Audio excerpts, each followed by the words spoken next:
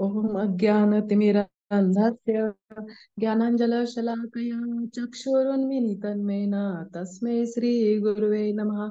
नमः ॐ विष्णुपदाय कृष्णपृष्ठाय भूतले श्रीमते भक्तिवेदान्त स्वामिने इति नामिने। नमस्ते सरस्वती देवे गौरवाणी प्रचारिणे निर्विशेष शून्यवादी पाश्चात्य देशतारिणे। नमो महावदन्याय कृष्ण प्रेम पदायते कृष्णाय कृष्ण चैतन्य नामे गौरत्विषे नमो नमः। जय श्री कृष्ण चैतन्य प्रभु नित्यानंद श्री अद्वैत गदाधर श्रीवासादि गौर भक्त वृंद। हरे कृष्णा कृष्णा कृष्णा हरे हरे, हरे राम राम राम हरे हरे। हरे कृष्णा कृष्णा कृष्णा हरे हरे, हरे राम राम राम हरे हरे।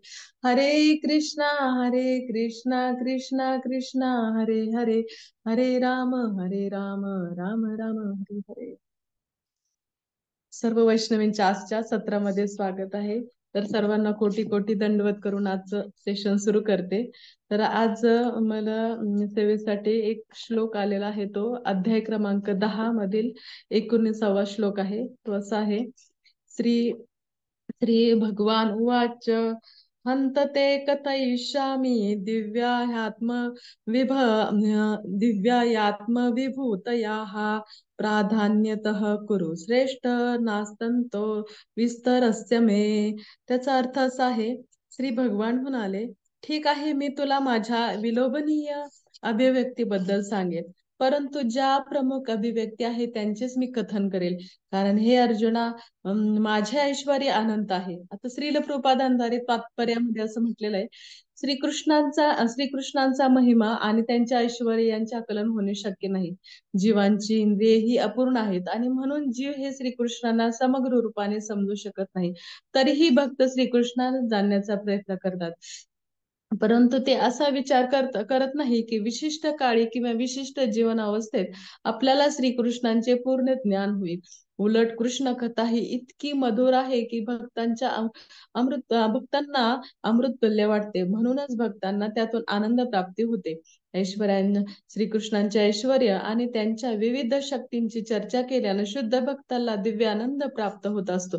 म्हणूनच त्यांची चर्चा करण्यास आणि त्यांच्याबद्दल श्रवण करण्यास ते सदैव उत्सुक असतात। श्रीकृष्ण सांगतात की जीव आपल्या ऐश्वर्याची पूर्ण माहिती सांगू शकत नाही, म्हणूनच ते आपल्या निर्णय शक्तींच्या केवळ प्रमुख अभिव्यक्तींचे वर्णन करण्यास मान्य करतात। प्राधान्यता प्रमुख हा शब्द महत्वपूर्ण आहे, कारण भगवंतांच्या विभूती अनंत असल्यामुळे आपण भगवंतांच्या प्रमुख विभूतींपैकी केवळ थोड्याच विभूती जाणू शकतो आणि त्या सर्व जाणणे शक्य नाही। या श्लोकात विभूती या शब्दाद्वारे दर्शवल्याप्रमाणे भगवंत ज्या ऐश्वर्याद्वारे संपूर्ण सृष्टीचे नियंत्रण करतात त्या ऐश्वर्याचा बोध होतो। अमरकोश शब्दानुसार विभूती म्हणजे विलक्षण ऐश्वर्य होय आणि निर्विशेषवादी किंवा सर्वेश्वरवादी भगवंतांचे विलक्षण ऐश्वर्य तसेच दिव्य शक्तीची अभिव्यक्ती ही जाणू शकत नाही। आध्यात्मिक तसेच भौतिक अशा दोन्ही जगतात भगवंतांच्या शक्ती विविध अभिव्यक्तींच्या रूपाने विखुरलेल्या आहे। साधारण मनुष्य कोणत्याही विभूतीचा प्रत्यक्ष अनुभव घेऊ शकतो आणि वर्णन त्याला श्रीकृष्ण करत आहे। अशा रीतीने त्यांच्या वैविध्यपूर्ण शक्तींच्या अंगांचे वर्णन आहे। हरे कृष्णा। आता आजच्या श्लोकामध्ये खूप सुंदररित्या भगवंतांनी सांगितलेलं इथे, तर इथे प्रथम शब्द त्यांनी वापरलेला आहे हंत। आता इथे भगवंतांनी जो हंत हा शब्द वापरलेला आहे, तो त्याचा अर्थ हा म्हणजे ह्याच्यात सुद्धा खूप हे आहे की भगवंतांना हा म्हणायचं म्हणजे काय, की भगवंतांना स्वतःची करुणा दाखवायची, की करुणेने भगवंत कशा पद्धतीने त्या जीवावरती म्हणजे अर्जुनांवरती करुणा त्यांना करायची, की कशा पद्धतीने हो बाबा, म्हणजे आता मी तुझ्यावरती करुणा करेल, म्हणजे मी तुला जे काही उत्सुकता आहे तुझ्या मनामध्ये मी तुला सांगेल। म्हणजे अशा विभूतींविषयी जाणणारा सृष्टीचे संचालन करतात व त्यातील काही विभूतीचे वर्णन आता इथे भगवंत सांगतात. कारण सर्वच भगवंतांना आता सांगायचं म्हणजे काय, की भगवंतांनी सांगितलं की ते अनंत आहेत. म्हणजे भगवंत हरिकथा अनंत, हरि अनंत, हरिकथा अनंत. म्हणजे त्यांचं ऐश्वर हे अनंत आहे आणि मग त्यामुळे काहीच गोष्टींना म्हणजे काहीच ऐश्वर ते सांगायची इच्छा करतात, सांगणार आहेत ते अर्जुनाला काहीच गोष्टी. आणि मग गेल्या श्लोकामध्ये भगवंतांनी बघा की खूप छान सांगितलंय की गेल्या श्लोकामध्ये, हे जनार्दन कृपया आपल्या योग शक्तीने आणि ऐश्वर्याने विस्ताराने वर्णन करून सांगा व तुमच्याबद्दल श्रवण करून मी कधी तृप्त होत नाही, कारण मी इतके अधिक श्रवण करतो तितके अधिकच मला तुमच्या अमृतमय संभाषणाचे रसस्वादन करण्याची इच्छा होते. म्हणजे भगवंतांचं आणखी किती वर्णन कर, म्हणजे जितकं ऐकेल ना तितके एखाद्या पिपाशू व्यक्तीप्रमाणे, म्हणजे एखादा व्यसनी व्यक्तीप्रमाणे, जर त्याचं व्यसन इतकं त्याला व्यसन करावं असं वाटतं, म्हणजे एकदा थोडंसं जरी व्यसन केलं तर त्याला आणखीन व्यसन करावं, आणखीन व्यसन करण्याची इच्छा होते. तसा हे एक भक्तांनाही एक नशा चढलेली असते आणि भक्त ही एक नशा करतात. ती नशा म्हणजे कथामृत आणि नामामृत घेण्याची नशा करतात. आणि हे नशा ना इतकं काही ऍडिक्ट होतात त्याच्यात, की ते आणखीन घ्यावंसं वाटतं, आणखीन घ्यावंसं वाटतं आणि किती घ्यावंसं. म्हणजे अमृताहुनी गोड नाम तुझे देवा म्हटलंय, की म्हणजे अमृतापेक्षा पण गोड आहे नाम तुझं भगवंता. आणि हे कथा सुद्धा इतकी अनंत आहे, की इतकी अपूर्व आहे, असं म्हणजे भगवंतांचं त्यांना ह्या दिव्य रूपांचं, म्हणजे भगवंत हे दिव्य आहेत आणि ह्या दिव्य रूपांमुळे भगवंतांचं नाम, रूप, गुण, लीला ह्या सगळ्या काही अनंत आणि खूप मधुर आहेत. आता इथे असं सांगितलंय की भगवंतांनी त्या श्लोकामध्ये सुद्धा सांगितलंय की दिव्या म्हणजे एक त्यांना जे वर्णन करून सांगायचंय त्या विभूतींचं, एक दिव्य विभूतींचं वर्णन करून सांगायचंय भगवंतांना. आता श्लोकाप्रमाणे आपण श्रील प्रभुपादांच्या श्लोकाप्रमाणे जाऊया, की म्हणजे प्रत्येक गोष्ट हे आपल्याला जाणण्याची, समजण्याचा प्रयत्न करत असतो आपण. प्रत्येक ह्या भौतिक जगामध्ये सुद्धा जाणण्याचा प्रयत्न करतो, की भौतिक जगामध्ये सुद्धा की एक गोष्ट जसं की आपण का जाणण्याचा प्रयत्न करतो, कारण त्याच्यावरती आपल्याला नियंत्रण प्राप्त करायचं असतं. जसं की मोबाईल झालं, टीव्ही झालं, जे आपल्या हातामध्ये गॅजेट येईल त्याविषयी काय आहे बरं, ते त्याचं पूर्ण जाणण्याचा प्रयत्न करतो, कारण आपल्याला ते चालवता आलं पाहिजे, त्याच्यावरती आपल्याला नियंत्रण प्राप्त करायचं, त्याचा जास्त जास्त वापर आपल्याला करायचा असतो. म्हणून आपण काय करतो, ते जाणण्याचा प्रयत्न करतो. पण इथे बघा की भगवंतांना जाणण्याचा आपण का प्रयत्न करतो, की आपल्याला काही नियंत्रण करायचंय का भगवंतावरती? नाही. तर इथे भगवंतांचं वेगळं, भगवंतांवरती नियंत्रण, भगवंतावरती प्रेम करायचंय आपल्याला. भगवंतांना जाणून त्यांच्यावरती प्रेम करायचंय, कारण ज्याच्याविषयी जाणलं ना आपल्याला, की जाणलं की आपोआप आपल्याला प्रेम उत्पन्न होतं त्यांच्याविषयी. आणि भगवंत इतके मधुर आहेत की त्यांना सतत जाणण्याची इच्छा मनामध्ये निर्माण होते. एकदा थोडंसं काही जाणवलं की अजून काय असेल बरं भगवंताची, अजून काय असेल सांगा बरं, असं म्हणजे आपल्या मनामध्ये इच्छा निर्माण होते. जसं आणि भगवंतांचं ऐश्वर्य इतकं आहे, ऐश्वर्य की जसं वैकुंठ लोकामध्ये सुद्धा किती वर्णन आहे की सर्वत्र, की वैकुंठ भगवंतांचं असं लोक आहे, गोलोकधाम असं लोक आहे, की तिथे प्रत्येक वृक्ष ना वृक्ष हे कल्पतरू आहे. आणि बघा की तिथले वृक्ष कल्पतरू म्हणजे जी इच्छा त्या व्यक्तीची असेल ती इच्छा ते पूर्ण करण्यास सतत तत्परी असतात. पण बघा की तिथले जे भक्त आहेत ते भगवंतांची सतत सेवा करण्याचा प्रयत्न करतात. म्हणजे भगवंतांची सेवा हे त्यांचं हे जीव की प्राण आहे भगवंतांची सेवा. आणि ही सेवा प्राप्त करण्यासाठी ते सतत प्रयत्नात असतात. आणि येथे बघा की भगवंतांना जर जाणायचं असेल, तर भगवंतांना जाणायचं असेल तर आपण काय करतो, की गुरूंकडे जातो आणि गुरूंकडे थ्रू आपण भगवंतांना जाणतो, की भगवंत कसे आहेत कसे नाही. पण आता एक नित्यानंद त्रयोदशी झाली, त्या लीलेमध्ये एक ऐकण्यात आलं माझं, की महाप्रभूंच्या लीलेमध्ये की नित्यानंद प्रभू ज्यावेळेस त्यांचं ते कशा पद्धतीने राहायचे, एक अवधूत ब्राह्मणा म्हणजे एक अवधूताप्रमाणे राहायचे, की ते ते त्यांची जी संन्यादंड होता तो सुद्धा सोन्याचा, त्यांच्या हातामध्ये पाच पाच पूर्ण अंगठ्या असायच्या सोन्याच्या, कड सोन्याचं असायचं, पायामध्ये अंगठ्या असायच्या सोन्याच्या. आणि ते सुंदर अशी पगडी धारण करायचे आणि आणि इतकं सुंदर नृत्य करायचे, सगळे थक्क व्हायचे त्यांच्याकडे पाहतच राहावं असं सगळ्यांना वाटायचं, इतकं त्यांचं ते सुंदर रूप वाटायचं. पण तिथे एक ब्राह्मण होता, तो ब्राह्मणाला मात्र हे खटकायचं. त्याला असं वाटायचं की तो पण भक्त होता, पण तो नित्यानंद प्रभूंच्या हे जे रूप आहे आणि ह्या सगळ्या ज्या क्रियाकलाप आहेत त्या पाहून तो खूप कन्फ्युज झाला होता. आणि मग त्यावेळेस तो भगवंतांना प्रार्थना करतो आणि महाप्रभूंकडे जातो आणि महाप्रभूंना विचारतो की मी कसं पाहू की मी नित्यानंद प्रभूंना समजू शकत नाही की असं अचंबित ते वागतात. त्यावेळेस मग महाप्रभू सांगतात की जरी नित्यानंद प्रभू एखाद्या दारूच्या अड्ड्यातून जरी बाहेर आलेले दिसले दिसले आणि एखाद्या वेश्येबरोबर जरी दिसले, तरी सुद्धा ब्रह्माजी तिथे येतील आणि तिथे येऊन त्यांना आरती करतील.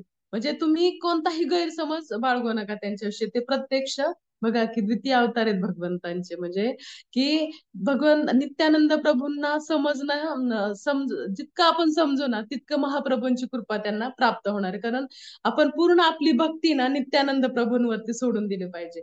आपण जे काही बोलतो, जे काही वागतो, जे काही आपण प्रचारासाठी आपण जी काही आपल्याकडे जी शक्ती निर्माण करतो ना, सगळी नित्यानंद प्रभूंकडे येते. आणि कारण जे काही करणार आहेत ना ते नित्यानंद प्रभू करणार. कारण महाप्रभूंना जर आनंद द्यायचा असेल तर नित्यानंद प्रभूंकडे ती चावी आहे की कशा पद्धतीने आपण महाप्रभूंना आनंदी करू आणि कशा पद्धतीने आपण प्रचारामध्ये जास्तीत जास्त प्रत्येक व्यक्तीकडे पोहोचू शकू आपण.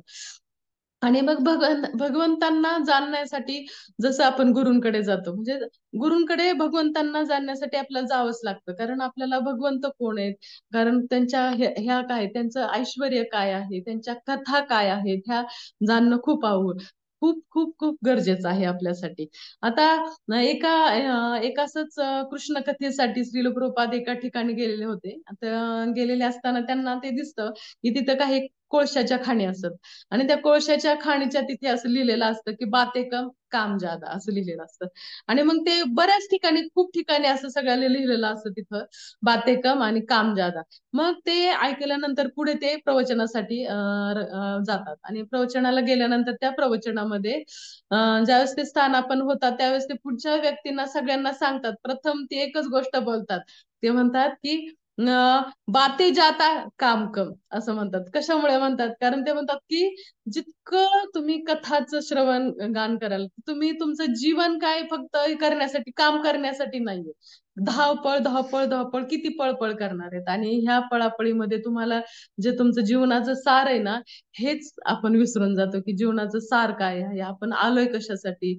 आणि आपलं जीवन इतकं पळापळीमध्ये जातं, इतकं पळापळीमध्ये जातं, असं म्हटलं जातं एका ठिकाणी की कुत्र कधी पाहिलं का आपण? कुत्र कधी असं बसलेलं किंवा बसलेलं नाही, चालताना चालत चालत चाललंय असं बघितलंय की सावकाश निवांत आता कुत्र चाललंय असं दिसत नाही आपल्याला.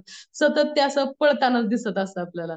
कशामुळे? तर इतकं असं म्हटलं जातं की इतका पळत असतो, इतकं पळपळ पळतो, पण त्याच्याकडे एक अंडरवेअर सुद्धा घालण्यासाठी नसते असं म्हटलं जातं. म्हणजे काय की मनुष्य प्राणी आहे ना की इतका पळतो की त्याच्याकडे एक आहे ना निवांत श्वास सुद्धा त्याच्याकडे नसतो, की तो आता निवांत बसलाय आणि त्याच्याकडे आता भरपूर वेळ आहे. आणि जरी तो निवांत बसलेला दिसला ना तरी त्याच्या डोक्यामध्ये सतत त्याचं हे चक्र आहे ना, त्या विचारांचं चक्र सतत पळत असतं. म्हणजे एक प्रकारे तो निवांत नसतो आणि कधी तो निवांत होऊ शकतो की ज्यावेळेस तो भगवंतांच्या कथांचं श्रवण करायला लागतो, नामस्मरण करायला लागतो, त्यावेळेस त्याला कळतं.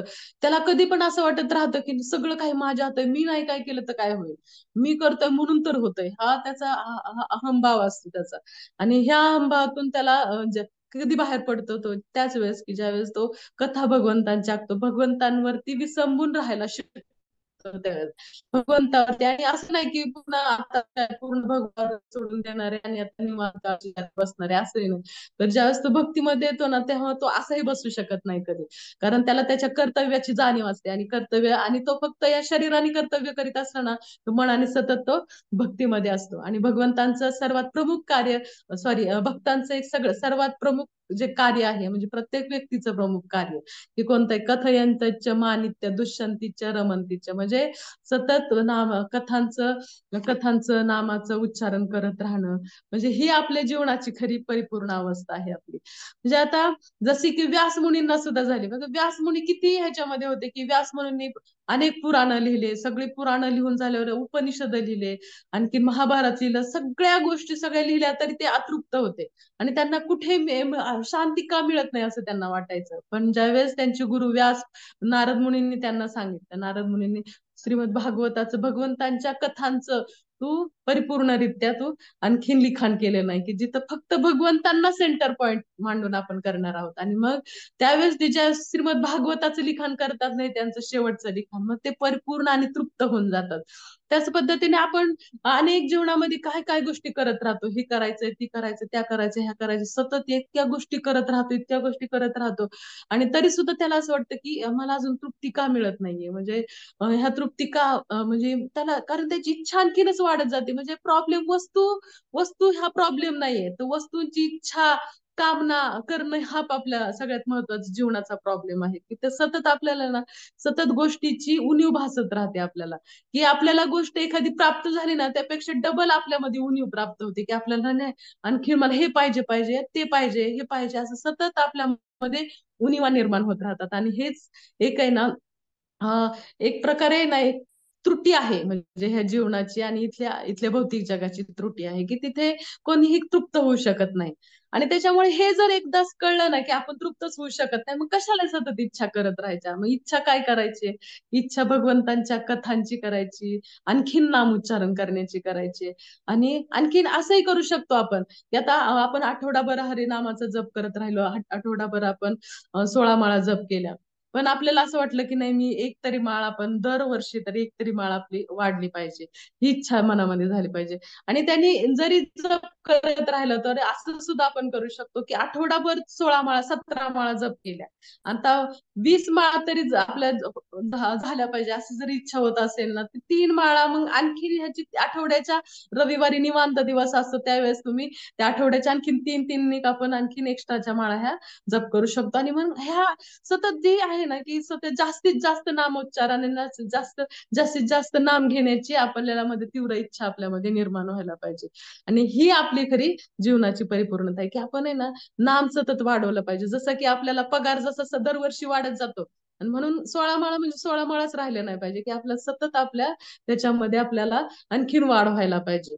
आता विश्वाचा राजा बघा, परीक्षित महाराज, हे सुद्धा ते सुद्धा प्रत्यक्ष ते सुद्धा म्हणतायत, की मला आहे ना आता म्हणजे खरं परिपूर्णता वाटते, की ह्या तुमच्या परीक्षित शुकदेव गोस्वामींकडून ज्या कथा ऐकल्या ना, तर त्यांना असं वाटतं की मला आता हा आनंदाचा अनुभव होत आहे, म्हणजे कथा श्रवणाने त्यांना, म्हणजे इतके ते एवढं सगळं ऐश्वर्य आणि हे सगळं काही होतं, पण कथांचं श्रवण, नामाचा उच्चार, हे त्यांना आता हवंसं वाटते. त्यांना सगळ्या गोष्टी म्हणजे त्यांना आता निश्चिंती वाटते. आता त्यांना टेन्शन वाटत नाही, की आता हा नाग येईल, तक्षक येईल, मला चावल किंवा काय होईल, माझ्या आता मी संपून जाईल, हे काही त्यांना टेन्शन नाही. म्हणजे तुकाराम महाराज सुद्धा म्हणतात, की आता कोठे धावे मन, तुझे चरण देखील या, भाग गेला शीन गेला, अवघा झाला आनंद. म्हणजे आता काय करायचं, आता तुझं चरण पाहिलंय ना, आता सगळे प्रॉब्लेम सॉल्व्ह. म्हणजे आणि हे ना, जरी आपल्याला वाटलं ना, की आता हे प्रॉब्लेम आहेतच, पण तरी सुद्धा त्याला लढण्याची शक्ती आपल्यामध्ये निर्माण होते. तर हे सततल्या म्हणजे नाम, उच्चार आणि कथा, हे सगळ्यात जास्तीत जास्त आपल्या श्रवणाने आपल्यात आपोआपच मनामध्ये आपल्यामध्ये तृप्ती निर्माण व्हायला सुरुवात होते. म्हणजे आता ह्याची एक मला एक छान कथा सांगायची तुम्हाला, की एक जर राजस्थानमध्ये मेड़ता जे राज्य आहे, त्याचे राजा जयमलजी, म्हणजे हे जयमलजी कोण होते, मीराबाईंचे चुलत भाऊ होते.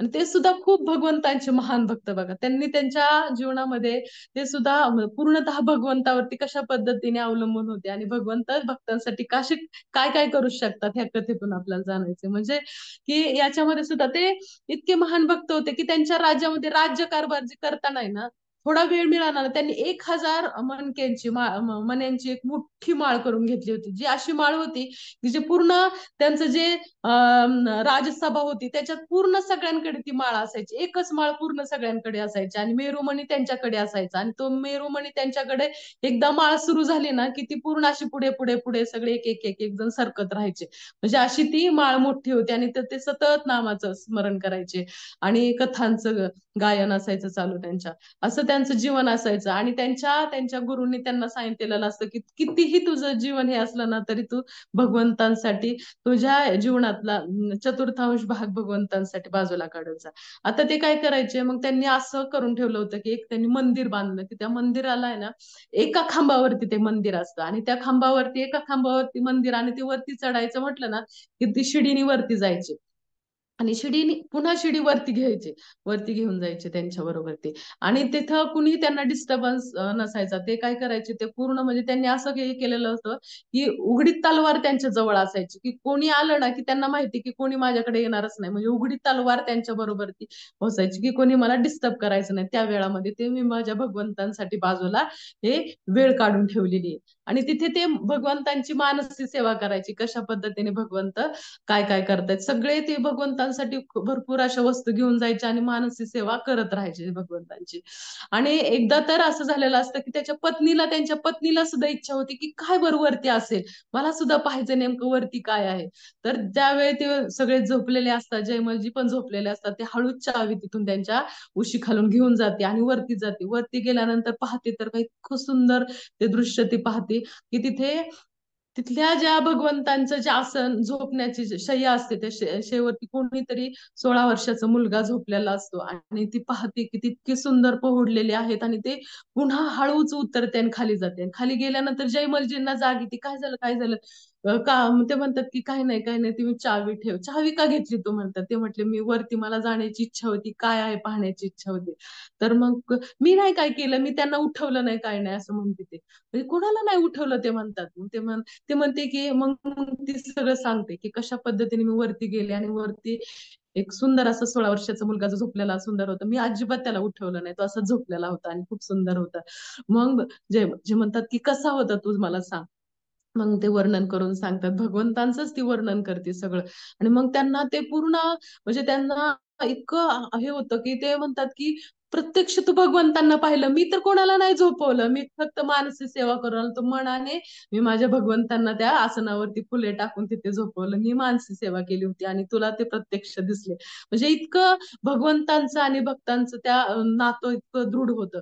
आणि ते ज्या वेळेस आहे ना असेच मग एकदा मानसी सेवेला गेलेले असताना तिथल्या शेजारच्याच काही राज्यातील लोकांना माहिती होतं की जयमलजी हे 2-4 तास कुठेही बाहेर पडतच नाही म्हणून.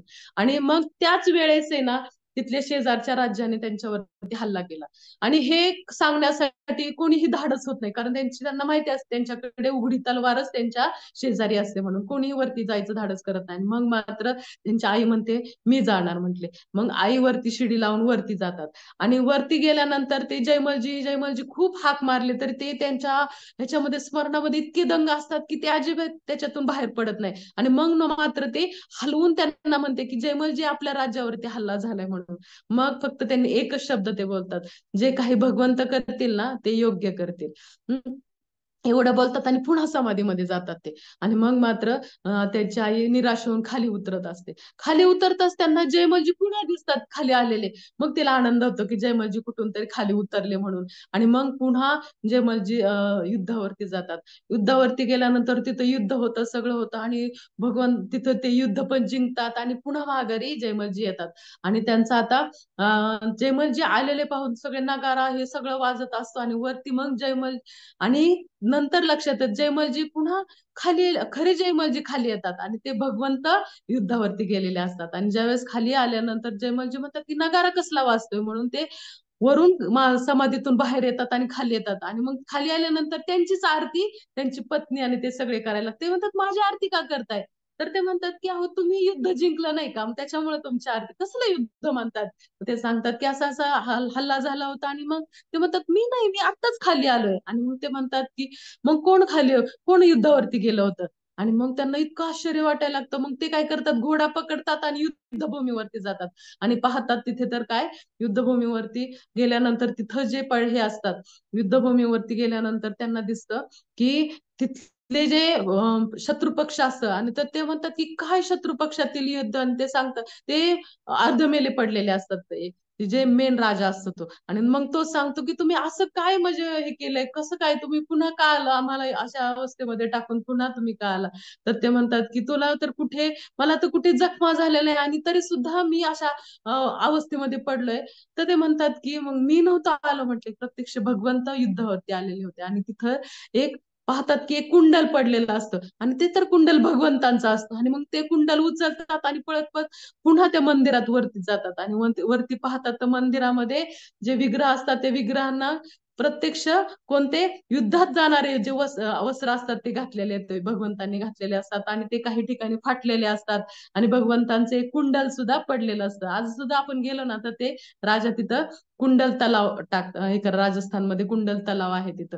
म्हणजे हे जे आहे कसं नातं भगवंतांचं मला का सांगायचंय तर एक भक्त आणि भगवंतांचं जे नातं आहे ना ते इतकं आहे की भगवंत त्यांच्यासाठी काही करायला तयार होतात. कारण त्यांचं नातंच तितकं, कारण भक्त हा पूर्णतः भगवंतावरती विसंबून असतात. कारण त्यांचं कथांचं श्रवण गान सतत तो करत असतो. त्याच्यामुळे भक्त ह्यांची चुरस लागलेली असते की मी काय करू त्यांच्यासाठी, आणि ते म्हणतात मी काय करू त्यांच्यासाठी. हे सतत त्यांच्यामध्ये चुरस लागलेली असते. आणि हे झालं भगवंतांचं हे एक लीला गान. कारण प्रभुपाद सुद्धा काय म्हणतात की कृष्ण कथा ही इतकी काही मधुर आहे की ती भक्ताला अमृततुल्य वाटते, म्हणून भक्तांना त्यातून आनंद प्राप्ती होते.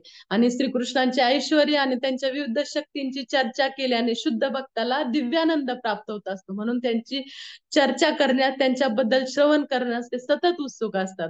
म्हणजे प्रभुपाद सांगतात की सतत उत्सुकता का लागते. मी ही कथा सांगण्याचे कारण काय की हा सुद्धा मधुर कथा आहे की यातून भगवंत किती ऐश्वर्य त्यांचं स्वतःच एक कशा पद्धतीने मातृत्व दाखवतात, म्हणजे कशा पद्धतीने ते एका भक्ताला वाचवतात आणि भक्तांसाठी त्याची समाधी लागली नाही म्हणून मी मी त्यांच्या ऐवजी मी लढायला तयार होतात, म्हणजे स्वतः लढायला तयार होतात. बघा की म्हणजे हे नातं कुणाचं आहे, भक्ताचं आणि भगवंतांचं. आणि आता इथे सुद्धा काय सांगितलंय पुढे, श्रीकृष्णांना जीव आपल्या ऐश्वर्यांची पूर्ण माहिती जाणू, म्हणजे एक जीवाला जाणू शकत नाही भगवंतांची काय आहे ती महती.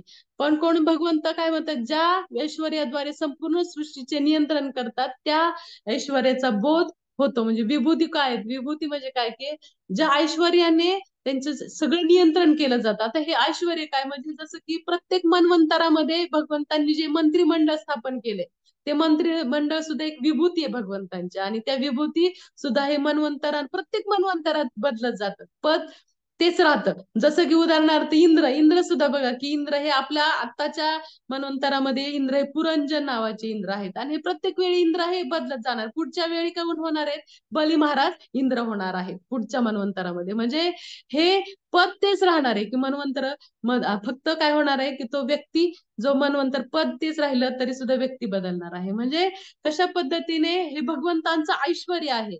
भगवंतांचं ऐश्वर्य इतकं मोठं आहे की त्या ऐश्वर्यामध्ये की त्यांच्या द्वितीय रूप हे बलरामजी. बघा की एक द्वितीय रूप त्यांचे बलरामजी, म्हणजे ते कृपा अवतार म्हणून नित्यानंद प्रभू म्हणून आले.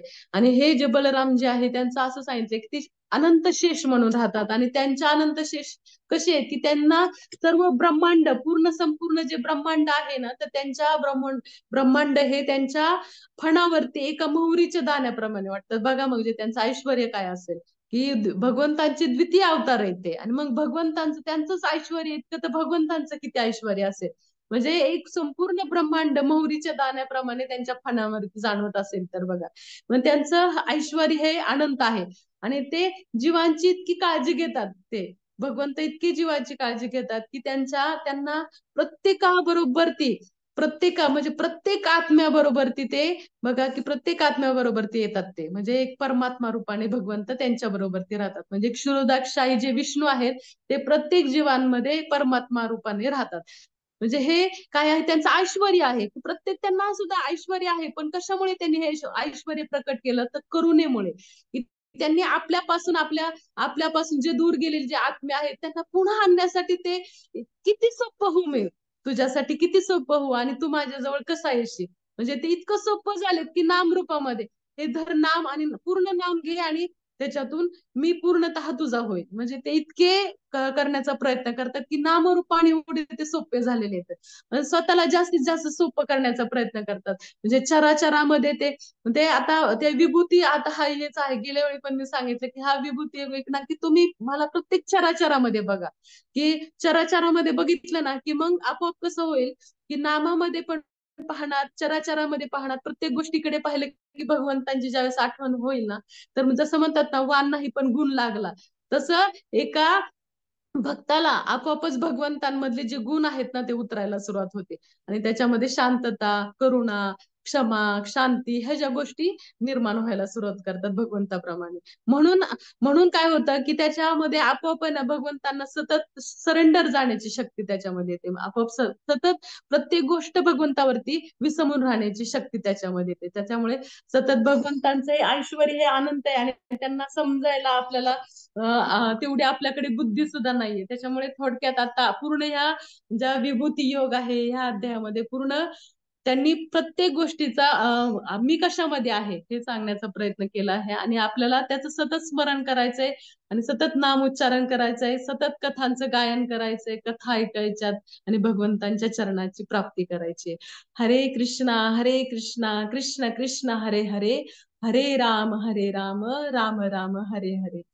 हरे कृष्णा. जे काही माझ्या मुखातून तोंडातून चुकीचं काही आलं असेल तर ते माझ्या बुद्धीचे दोष आहे आणि जे काही चांगलं असेल ते नित्यानंद प्रभू गुरु महाराज यांचे कृपा आशीर्वाद आहे, तुमच्या सर्वांचे आशीर्वाद आहे. हरे कृष्ण. तुम्हाला कोणाला काही जर प्रश्न असतील तर विचारू पण शकता.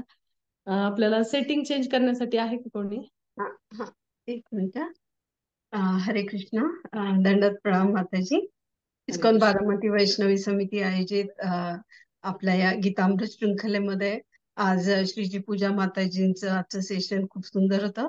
आज 10व्या अध्यायातील 19वा श्लोक याबद्दल श्रीजी पूजा माताजी यांनी नेहमीप्रमाणेच खूप सुंदर त्यांच्या मधुर वचनांतून आपल्याला उद्बोधित केलेलं आहे.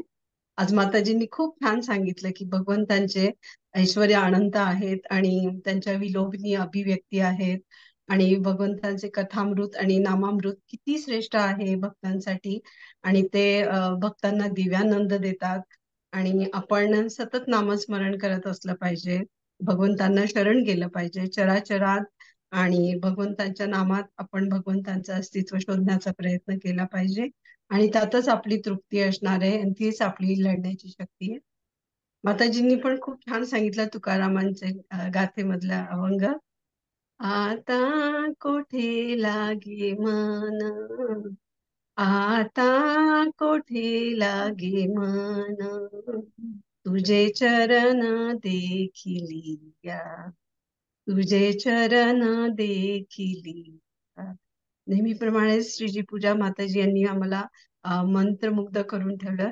त्याबद्दल आपल्या इस्कॉन बारामती वैष्णवी समितीतर्फे आपले मनपूर्वक आभार या ठिकाणी व्यक्त करतो माताजी. आणि मी अनम्यूट करते सगळ्यांना. प्रश्न उत्तर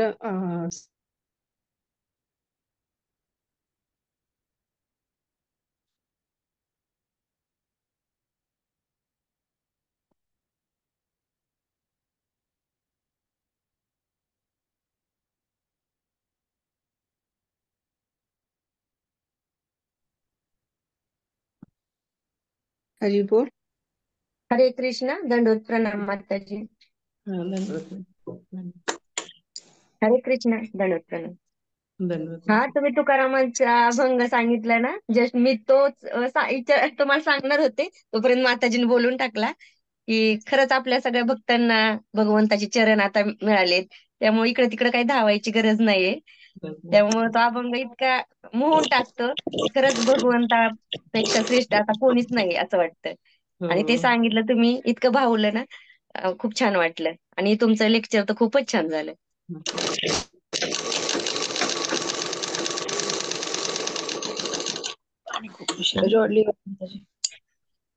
हॅलो, हरे कृष्ण. माझा आवाज पोहोचला का? हरे कृष्ण. येतोय. हरे कृष्ण. हा, हरे कृष्ण माताजी बोला. हा, खूप छान लेक्चर झालं माताजी. मला ते फार मनापासून भावलं की प्रभू जे राजा होते जयदेवजी, ते एवढं रात्रंदिवस तिथं तलवार घेऊन बसून पूजा करत होते ते भगवंतांची. पण त्यांच्या हरी बोल, माझा आवाज येतो? हा, येतोय माताजी, येतोय, बोला. पण त्यांच्या पत्नीचं किती म्हणजे भाग्य की त्यांना कधी त्यांच्या फक्त उत्सुकता होती की काय करतात, त्या उत्सुकतेपोटी भगवंतांनी त्यांना एवढं छान दर्शन दिलं. तर म्हणजे हेच लक्षात ठेवलं पाहिजे आपण सुद्धा की उत्सुकता कायम ठेवली पाहिजे भगवंतांच्या चरणी. आपल्याला एखाद्या भगवंताचं दर्शन देतील. हरे तर कृष्ण. भक्तांची सेवा केल्यावरती आपोआप भगवंतांची प्राप्ती होतेच. म्हणजे जसं की तुकाराम महाराजांच्या पत्नीने सुद्धा कधी सतत भगवंतांना शिव्या देऊन त्यांनी त्यांची सेवा केली, म्हणजे असं म्हणता येईल. तरी सुद्धा भगवंत तिचा काटा काढण्यासाठी यायचे, तिला काटा मोठ्यानं तिच्या सेवा करण्याचं. म्हणजे एका प्रकारे तुकाराम महाराजांना ती सेवा करत होती म्हणून त्यांना दर्शन झालं. तसंच आहे, म्हणजे फक्त आपण भक्तांच्या जरी सरेंडर झालो, भक्तांना जरी आपण भक्तांचा जरी आश्रय घेतला ना, तरी भक्तांच्या आश्रय त्या भक्तांची जी काही भगवंताप्रतीची भगवंताप्रतीचं जे भक्ती आहे ना, ती आपोआपच त्याच्या सेवेने आपल्याला प्राप्त होत राहते.